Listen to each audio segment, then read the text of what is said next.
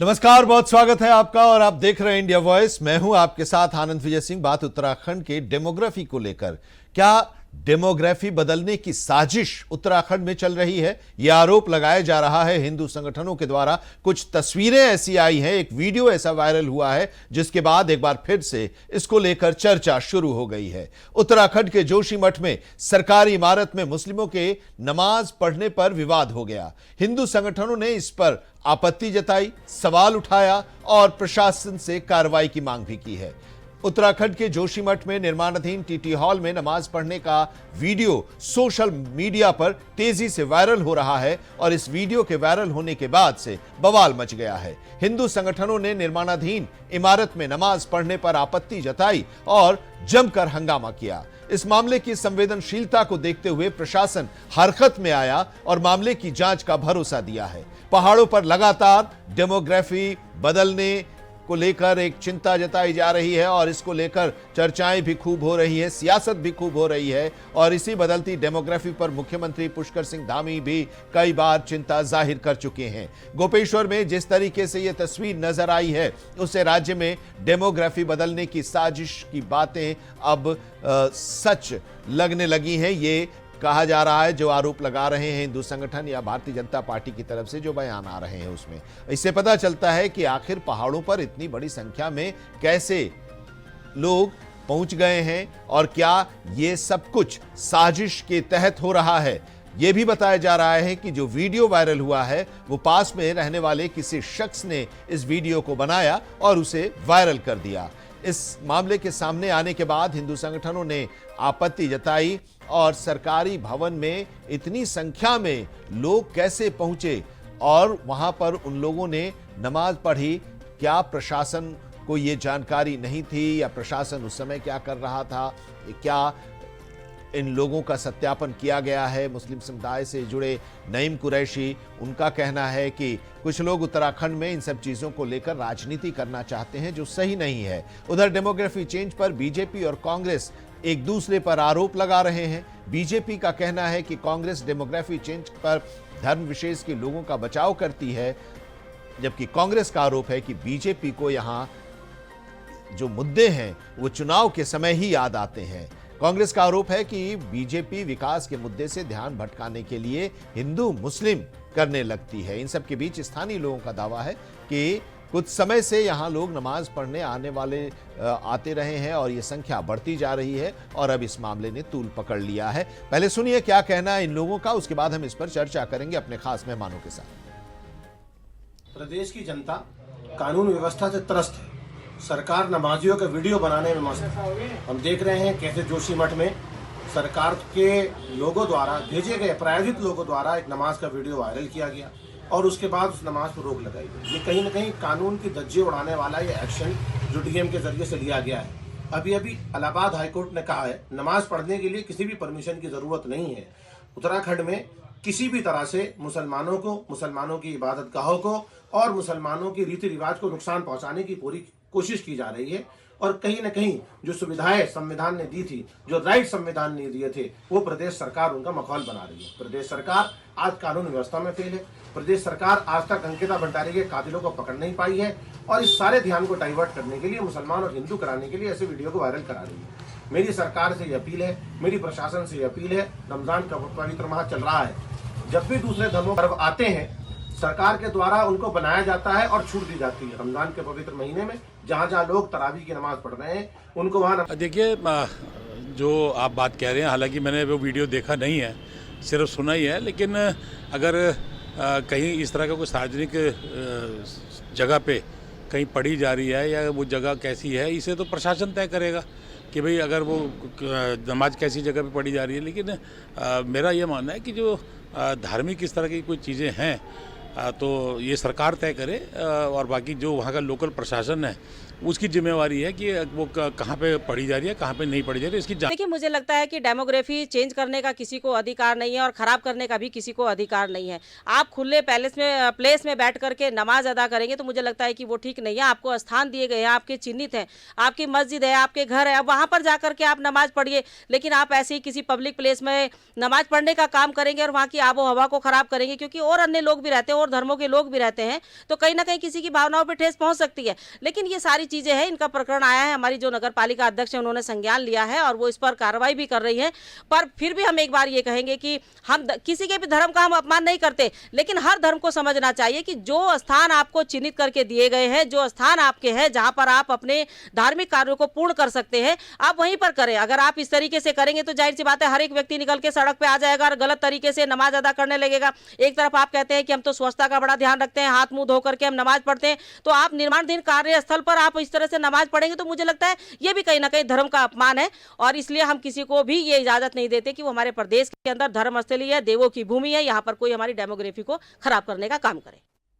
तो आज इसी पर हम चर्चा करने जा रहे हैं, क्योंकि जैसे जैसे चुनाव नजदीक आ रहा है, डेमोग्राफी का जो मुद्दा है वो और जोर पकड़ने लगा है। ये वीडियो जो वायरल हुआ है उसके बाद एक बार फिर से इस पर सवाल उठ गए हैं और सियासत भी शुरू हो गई है। बीजेपी से कमलेश रमन जी प्रदेश प्रवक्ता हमारे साथ जुड़ रही हैं, कांग्रेस की मंजू त्रिपाठी हमारे साथ इस चर्चा में जुड़ रही हैं, प्रदेश प्रवक्ता हैं, बहुत स्वागत है आपका। और वरिष्ठ पत्रकार गजेंद्र सिंह रावत हमारे साथ इस चर्चा में जुड़े हैं। गजेंद्र जी, पहले शुरुआत आप ही से, क्योंकि आरोप प्रत्यारोप का दौर तो चलेगा दोनों पार्टियों के बीच में। जरा ये बताइए कि पूरा मामला है क्या अनुमति दी गई थी? वहां पहले भी लोग नमाज पढ़ते थे या आज ही ऐसा हुआ है? क्या वहां से जानकारी आप तक निकल कर आई है?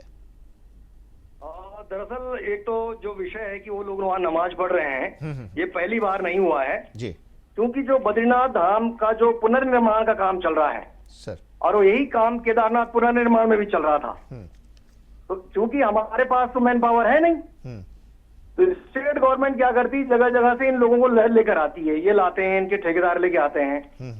तो जाहिर है जब उनका रमजान का महीना चल रहा है तो कहीं ना कहीं तो नमाज पढ़ेंगे। तो ये पहली बार नहीं हो रहा। और वो और गंभीर बात ये कि जब केदारनाथ पुनर्निर्माण के काम के लिए आपको उनकी आवश्यकता है, बद्रीनाथ के पुनर्निर्माण के लिए उन्हीं की आवश्यकता है, उनके बिना आपका काम नहीं हो रहा है। एक भी काम इस प्रदेश में ऐसा नहीं है, कंस्ट्रक्शन का हो, प्लम्बिंग का हो, इलेक्ट्रिशियन का हो, सड़क बनाने का हो,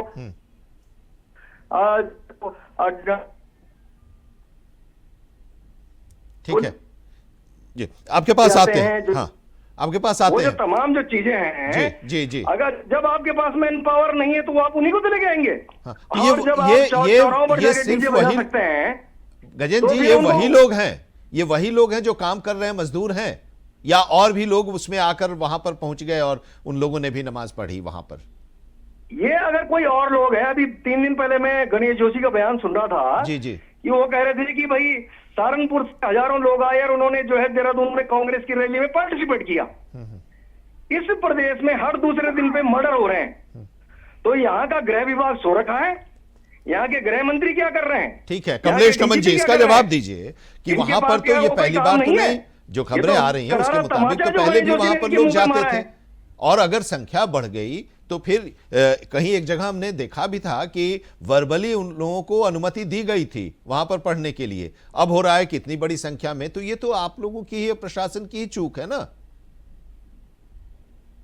नहीं, देखिए सबसे पहले तो मैं बता दूं, गजेंद्र भाई कह रहे हैं कि वो वहाँ के मजदूर हैं। आपको किसी एंगल से इस वीडियो में नजर आ रहा है कि वो मजदूर हैं? वो कहीं आपको मजदूर नजर आ रहे हैं? वो वहाँ के जो निर्माणधीन कार्य चल रहा है, क्या उसमें मजदूर हैं जो लोग नमाज पढ़ रहे हैं? दूसरी बात, एक मिनट गजेंद्र भाई, प्रदेश की सुरक्षा व्यवस्था, हाँ, वही सवाल मैंने उनसे किया गजेंद्र जी, वही सवाल। तो चूक है ना, प्रशासन की चूक है ना। जो लोगों को वहाँ पर आपने कहा इजाजत दे रखी थी, देखिए जिस समय वहाँ पर कार्य चल रहा था उस वक्त उनको थोड़े टाइम के लिए कहा गया था कि अब आप यहाँ पे नमाज पढ़ सकते हैं जोशीमठ में, उस वक्त कहा गया था। लेकिन वहाँ पर परमानेंट नमाज आप पढ़ने का काम करेंगे ये नहीं कहा गया था। आप नगर पालिका अध्यक्ष जो हमारी देवेश्वरी जी है, उन्होंने संज्ञान भी लिया इस चीज का। आप मुझे बताइए, एक तरफ आप कहते हैं कि हम स्वच्छ और साफ होकर के नमाज पढ़ते हैं और आपको स्थान चिन्हित किए गए हैं, आप मस्जिद में जाकर के नमाज पढ़े या अपने घर पर पढ़े या कहीं पर जहाँ स्वच्छ स्थान हो, जहाँ पर निर्माणधीन स्थल हो, जहाँ पर गंदगी हुई, वहाँ पर आप नमाज पढ़ेंगे। और जो आसपास की मार्केट है, देखिए हर चीज के लिए हमें समझना पड़ेगा। आप ऐसे लोगों का साथ नहीं दे सकते जो हमारे प्रदेश की आबो हवा और शांति को खराब करने का काम करेंगे। दूसरी बात है, इस प्रदेश के अंदर क्या ये किसी को इजाजत है कि अपने धर्मों का इस तरीके से जो है, क्या इसका मतलब तो सड़क पर सब लोग आ जाएंगे, सब लोग कहेंगे कि हम सड़क पर नमाज आ रहे हैं सर, आ रहे हैं आपके पास। हेलो प्लीज, सब लोग ये कहेंगे अब तो सड़क पर नमाज पढ़ेंगे। अभी अगर मैं देहरादून की बात करूं तो धर्मपुर में सड़क के ऊपर नमाज पढ़ी जाती थी बरसों बरसों तक, ठीक है। लेकिन अब उनको स्थान चिन्हित किया गया, वो वहाँ पर नमाज पढ़ते हैं तो अच्छा भी लगता है। धर्म सबके बराबर है और धर्म का सबका सम्मान है, लेकिन अपने धर्म का आप खुद के अपमान करोगे। तो आपको क्या लगता है कि ये साजिश के नमाज पढ़ने का नहीं कमलेश जी, क्या आपको लगता है कि साजिश किस तहत कराया जा रहा है? कौन करा रहा है? देखिए आनंद जी, कुछ भी हो सकता है यहाँ पर, कुछ नहीं मालूम कि कौन क्या करेगा, किसके दिमाग में क्या चल रहा होगा। इसीलिए जो हम सत्यापन की बात कर रहे हैं, सरकार बार बार ये कह रही है कि सत्यापन होना चाहिए प्रत्येक उस व्यक्ति का जो अन्य प्रदेशों से यहाँ आ रहे हैं, चाहे वो काम के सिलसिले में आ रहे हो, चाहे वो यहाँ अपने रिश्तेदारों से मिलने आ रहे हो। तो ये करेगा कौन? किराए पे रह रहा, सबका सत्यापन करेगी तो सरकार ही ना। हम सत्यापन कर रहे हैं। हाँ। आनंद जी, हम जो सत्यापन कर रहे हैं, हमारी पुलिस जो सत्यापन कर रही है, उन लोगों को बड़ी तकलीफ है। ठीक है मंजू जी, मंजू त्रिपाठी जी, क्या ये डेमोग्राफी बदलने की एक साजिश है उत्तराखंड के? अंदर एंटर कर लीजिए पहले जी, ज्वाइन हो रहा है मंजू जी। हाँ, इन करिए। क्या मंजू जी, क्या ये डेमोग्राफी बदलने की साजिश है जो कि कहा जा रहा है? आप बीजेपी का आरोप है या हिंदू संगठन जो कह रहे हैं? देखिए बहुत बड़ी विडंबना है कि अभी मैं भाजपा के प्रवक्ता को सुन रही थी कि कह रहे हैं कि सत्यापन जरूरी है, कुछ भी हो सकता है। इसका मतलब ही अपने आप को अपनी गवर्नमेंट, अरे भाई डफली भी आपका, राग भी आपका, आपकी गवर्नमेंट पूर्ण रूप से फेल है। कहीं भी कुछ हो रहा है, सरेआम मर्डर हो रहा है, कुछ भी हो रहा है। तो अगर आप में इतना ही दम है, बहुत अगर इस राज्य के हित के लिए सोच रहे हैं मुख्यमंत्री जी या पूरे बीजेपी हिमायती बन रही है, तो जनसंख्या नियंत्रण कानून ले आइए। जो लोग बसे हैं वो कहाँ उठ के चले जाएंगे? अभी गजेंद्र भाई ने बिल्कुल सही कहा कि ये जो बड़ी बड़ी डींग मार रहे हैं भाजपा वाले की जो है कहीं भी नमाज पढ़े। अरे भाई, अगर कहीं काम चल रहा है, निर्माण का कार्य चल रहा है देवभूमि में, अगर या तो आप इतने सक्षम हो कि उनको मत बुलाइए, लेकिन जब उनका रमजान का पवित्र महीना चल रहा है और कहीं भी काम हो रहा है, जमात का समय होगा तो वो वहां नमाज नहीं पढ़ेंगे। तो इसलिए जो कमलेश रमन जी या जो भी इनके भाजपा के प्रवक्ता, वो खुद ही अपनी सरकार में कंफ्यूज है, उनको ये समझ तो क्या आपको ये लग रहा है कि जानबूझकर ये सब किया जा रहा है, मुद्दा उठाया जा रहा है? जानबूझकर अब इलेक्शन आ गया है, काम धाम तो 5 साल कुछ डबल इंजन की सरकार फेल हो चुकी है, ट्रिपल इंजन की सरकार फेल हो चुकी है, काम धाम कुछ इन्होंने किया नहीं है। अब हिंदू मुस्लिम को भड़काने का, लड़ाने के अलावा इनके पास कोई मुद्दा नहीं बचा है। लेकिन ये नहीं, आप बहुत ही हिमायती है, हमने अग्रिम करने की कोशिश करते हैं कि मुख्यमंत्री उसी तरह की जनसंख्या नियंत्रण कानून में दोनों पक्ष को आराम मिलेगा, मुस्लिम विरोधी धर्म को आराम मिलेगा, जुम्मे की नमाज वृद्धि कर रहे हैं,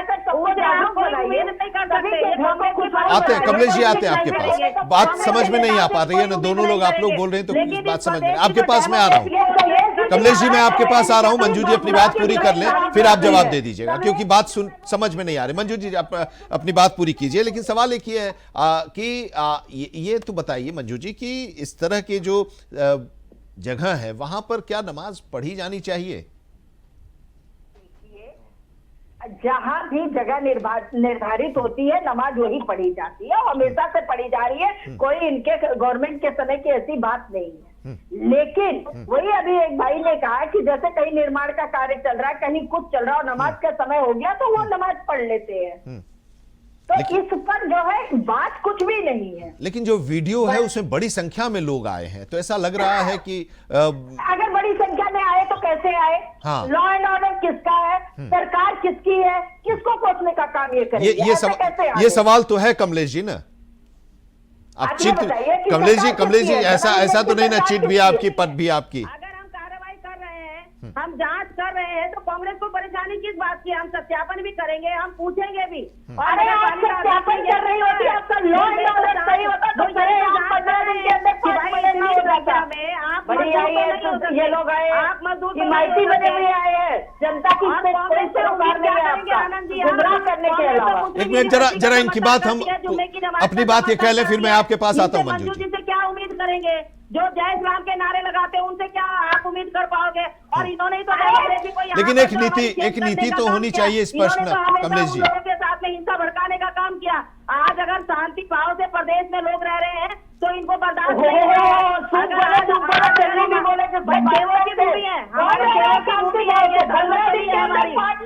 कांग्रेस को इजाजत नहीं है कि वो यहाँ हिंसा भड़काने का काम करे, लोगों को भड़काने का काम करे। पहली बात तो ये समझ,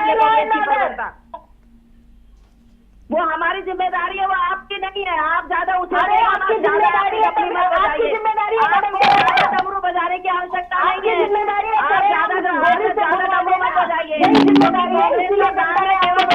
करके लोगों को गुमराह करना, इस्लाम के नारे रह गया है। लेकिन भारतीय जनता पार्टी की सरकार में सड़कों पर नमाज नहीं होगी, ये साफ आप सुन लीजिए। एक स्थान दिया गया है, मस्जिद है, घर है या कोई हॉल है, जहाँ पर भी स्थान हो वहाँ करे। हम किसी के धर्म का अपमान नहीं करते। कांग्रेस जिनकी ठेकेदार बनती है उनके साथ भी खड़ी नहीं होती, उनको भी अपना नहीं बताती, उनसे भी पल्ला झाड़ने का काम करते हैं। या तो खड़े हो जाइए उनके साथ में या फिर मना मत कीजिए। आप 70 सालों तक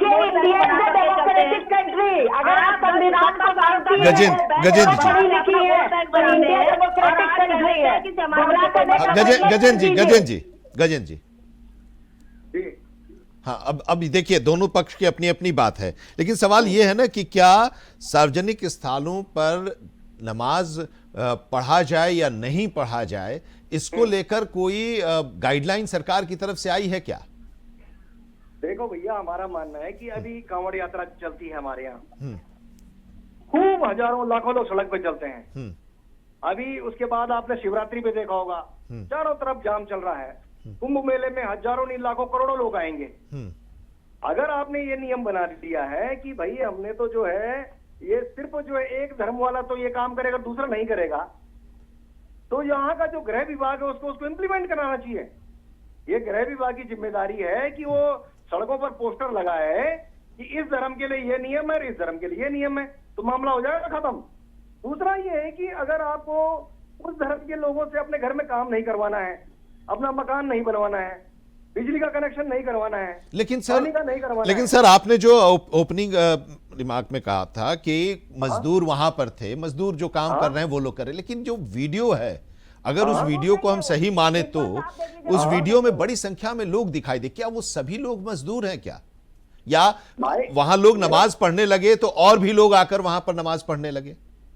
मैं कह रहा हूं कि अभी दरअसल क्या है कि जो लोग चर्चा कर रहे हैं, आप कह रहे बड़ी संख्या में लोग हैं, आप नहीं जान रहे हैं कि इस प्रदेश की जो व्यवस्था बची हुई है वो इन्हीं लोगों के भरोसे है। मजदूरी वो कर रहा, मिस्त्री का काम वो कर रहा, प्लम्बर का काम वो कर रहा, पेंटर का काम वो कर रहा है ना। ऐसा कौन सा काम है जिसके लिए इनको नहीं बुलाने पड़ रहे हैं? भारतीय जनता पार्टी का प्रदेश कार्यालय बनने वाला कुछ समय बाद इनसे बोलो, एक बोर्ड लगा देंगे कि दूसरे धर्म का नहीं काम करेगा। तो वो वहीं के हैं कि बाहर से आ रहे हैं? अरे भैया ऐसा है ना, कमजोरी दिखाते हो। उत्तराखंड का आदमी सबसे बड़ी संख्या में क्यों हिंदू क्या वो काम नहीं करता? उत्तराखंड का आदमी दूसरे प्रदेश में जाके पूजा पाठ कर रहा, धर्म कर्म के काम कर रहा, क्या कर रहा? कौन रोक रहा है उसको? भाई मुझे एक बात बताइए, ये सारी बीमारी इनको यहीं पे लग गई है। कमलेश जी खुद ही कंफ्यूज है। सेकंड दीजिएगा, वो भूल रही है कि क्या बोल रही हैं। अरे रुकिए, आप रुकिए मंजू जी, मुझे सब याद है मैं क्या बोल रही हूँ। गजेंद्र भाई, अरे आप लोग बीच में बोलने लग जाते हैं, इसलिए मुझे लगता है कि डिबेट सारी डिटेल हो जाती है। बिल्कुल सही कहा आपने। हमारे शासन ने गाइडलाइन दी है कि जो कावड़ लेके चलते हैं उसका भी जो पैरामीटर है उसको नीचे किया जाए। बड़ी कावड़ नहीं होगी, हुड़दंग नहीं मचाएंगे, डीजे नहीं बजाएंगे, ये हमारी गाइडलाइन है और ये सबके लिए है। ये कोई एक विशेष वर्ग के लिए नहीं है। ये तो खाली नैरेटिव सेट करने की कोशिश कर रहे हैं कि भारतीय जनता पार्टी केवल माइनॉरिटी के खिलाफ है। ये गलत झूठ बोलते हैं, गलत तथ्यों को पेश करते हैं कि तो क्या ये जो वीडियो आया है इसको डेमोग्राफी से जोड़कर देखा जाना चाहिए? कमलेश जी क्या कहा? ये जो वीडियो आया, उस वीडियो को क्या डेमोग्राफी वाले मुद्दे से जोड़ा जाए? कमलेश जी का ये हाल है कि इनके ऊपर ये संकट होता है कि बैठूंगी तेरी गोद में और नोचूंगी तेरी दाढ़ी। उन्हीं लोगों से काम भी करवाना, उन्हीं लोगों को कोसना भी है। ये चाल चरित्र चेहरा भाजपा वालों का है। लेकिन ऐसे स्थानों पर जो स्थान उनके लिए चिन्हित किए गए हैं, वो नमाज पढ़े, कोई दिक्कत नहीं है। हमारा देश, हमारे प्रदेश में सब लोग रहते हैं भाई। हम राशन देते हैं, सबको देते हैं ना, उज्ज्वला सिलेंडर देते हैं, सबको देते हैं, उसमें तो हम नहीं कहते हिंदू को ठीक है, देंगे हम। लेकिन तो लेकिन पीएम लेकिन आवास यहाँ दे पर रहे तो एक सबको सवाल, दे रहे हैं ना। अभी तो चाहे सारी वो योजनाओं का मंजू लाभ जी तो और हमारी गजेंद्र जी माइनॉरिटी दोनों लोगों ने को भी हमारे उठाया और ये देश के सवाल आ भी प्रदेश रहा है, के क्या नियमों का पालन इसको करना माना, पड़ेगा उसको। इसको ये प्रशासनिक चूक नहीं मानी जाए? कमलेश जी, जी प्रशासनिक बिल्कुल, चूक मैंने क्या कहा, बिल्कुल हो सकती है, बिल्कुल हो सकती है। सार्वजनिक स्तर पर, पब्लिक प्लेस पर ऐसे नमाज पढ़ना मुझे लगता है कि हमारे धर्म के, किसी भी धर्म के खिलाफ है कि आप अपने धर्म को इस तरीके से, एक तरफ तो आप कहते हैं कि हम स्वच्छ होते हैं, हाथ मुंह धोते हैं, पैर, अब जो उनके कपड़े वो ऊंचे होते हैं, दूसरी तरफ आप जहाँ पर गंदगी हो, जहाँ पे धूल मिट्टी हो, वहाँ पे नमाज पढ़ते हैं, तो ये तो उनके धर्म का भी अपमान हुआ ना। और दूसरी बात, जांच के उसमें आदेश दिए, जिसकी गलती होगी, जांच होगी, उसको उसके खिलाफ कार्रवाई भी होगी। ये चूक हो सकती है, इसमें तो मैं मानती हूँ, मैं झूठ ये थोड़ी कहूंगी कि आपको बैठ करके कि नहीं हो सकती, भाई हो सकती है ना। अगर किसी ने गलती की है, प्रशासन को देखना चाहिए था, इतने लोग वहाँ पर इकट्ठे क्यों हैं और ये लोग कहाँ से आए हैं। ये तो जाहिर सी बात है, शासन की, प्रशासन की जिम्मेदारी बनती है, हमारे उस डिपार्टमेंट की जिम्मेदारी बनती है। पूर्ण रूप से फेल है, ये आपने मान लिया ना। अरे फेल प्रशासन पूर्ण रूप से आपका फेल है। राष्ट्रपति के शहर में होते हुए मन के नीचे के करोड़ों की चोरी हो जाती है। 15 दिन के अंदर सरेआम 5 लोगों का मर्डर हो जाता है। आपका प्रशासन क्यों, मैंने कहा ना, दखली भी आपकी, राग भी आपका, खाली आप लोग जनता को गुमराह करने के लिए बड़े बड़े जो है नियम बताते जरूर है, लेकिन उसके में करते नहीं है। आपकी कथनी और करनी में अंतर है। आप खाली बड़ी स्वामी जी कहते हैं कि क्या बोलते हैं, यूसीसी लाने का पहला जो राज्य बना है, ठीक है, चलिए अब कमलेश जी कह रही हैं कि इस पर हम जांच कर रहे हैं, सत्यापन कर रहे हैं और जो भी इसमें दोषी होंगे उनके खिलाफ कार्रवाई होगी। ऐसा है कि जांच करने वो बोलते हैं ना, अब पछताए का हो जब चिड़िया चुग गई खेत। अब आप ही का शासन है, आप ही का प्रशासन है, डबल इंजन आपकी है और आप ही फेल है, तो डिबेट। ठीक है, देख लेते हैं जांच जो होती है उसकी रिपोर्ट क्या आती है, फिर उस पर भी हम लोग उसके बाद भी चर्चा करें। ठीक है, बहुत शुक्रिया कमलेश जी हमारे साथ जुड़ने के लिए। मंजू जी आपका भी, गजेंद्र सिंह रावत जी बहुत बहुत धन्यवाद हमारे साथ इस चर्चा में जुड़ने के लिए। डेमोग्राफी बदलने की साजिश में आज जो चर्चा हुई अभी इतना ही, लेकिन देश और दुनिया की तमाम अहम खबरों के लिए आप देखते रहिए इंडिया वॉइस।